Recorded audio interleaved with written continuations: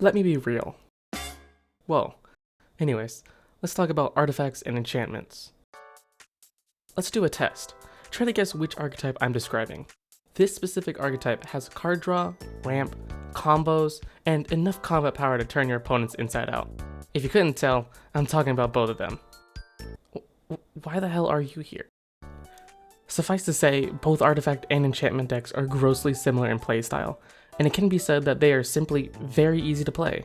And there's nothing wrong with them making those decks, because at the end of the day, they are very generic card types, and they often are featured in most other decks like Vehicles, Voltron, Spellslinger, Aristocrats, Life Gain, Stacks, and every other archetype under the sun. And it's because of this I asked the question, how do you even play these decks? Well, to put it simply, scam everyone. Wait, before we go on, can you make sure to like and subscribe, please? I'd like it a lot. I'll give you a second too. Alright, thank you. Thank you a lot. Thank you. Bye. Your friends? Scam. Your LGS? Scam. Your wallet? You gotta scam that the most. When you play with artifacts, you're gonna be scamming everybody from a fair game. Kinda like these guys. When you use spells like Duretti, Anchor to Reality, and Master Transmuter, each of your opponents will regret letting you get to turn 5 as you turn a paper airplane into a Lockheed Martin F-22 Raptor. And that's essentially the nature of artifacts, as it operates on getting giant spells onto the board for way cheaper than the actual mana value of what it is. And can I point out the stupidity that is artifacts? Unlike most archetypes, artifacts are one of the few that can modify card types. For an example, Maris the Pretender, with the use of Encroaching Mycosynth, can gain the abilities of any planeswalker in your hand when he enters. In a similar way, Karn, Silver Golem, can essentially blow up any land with the use of both Encroaching Mycosynth, but also Liquid Meta Torque.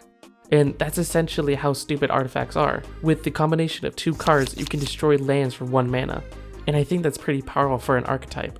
Man, I really hope Wizards would stop printing Karn with a 2-card combo to stop players from having fun, but that's beside the point. And lastly, I want to point out how baby easy the archetype is. You know how almost all decks need a Soul Ring and Arcane Signet? And you know how they're just artifacts, right? It'd be pretty ridiculous just by playing a certain archetype that you get to abuse a certain fundamental of the game, right? Well, that's artifacts. You get to untap them all you like. Not only that, you can make your artifact spells cheaper just by having them. Premium real estate. Suffice to say, an archetype that rewards you for playing it while everybody else has to play it is like a landlord sleeping in their own apartment building. And I think that's a pretty important point to make.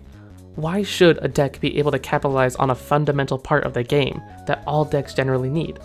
Well, it's their birthright, and because of that, it gives me a good enough reason to run hate pieces against them for it. All in all, you should never feel bad about destroying an artifact player's soul ring, because in the end, they won't feel bad about this.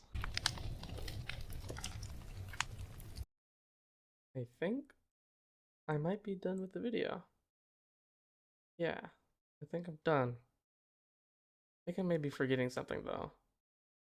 Wait. Oh no. No.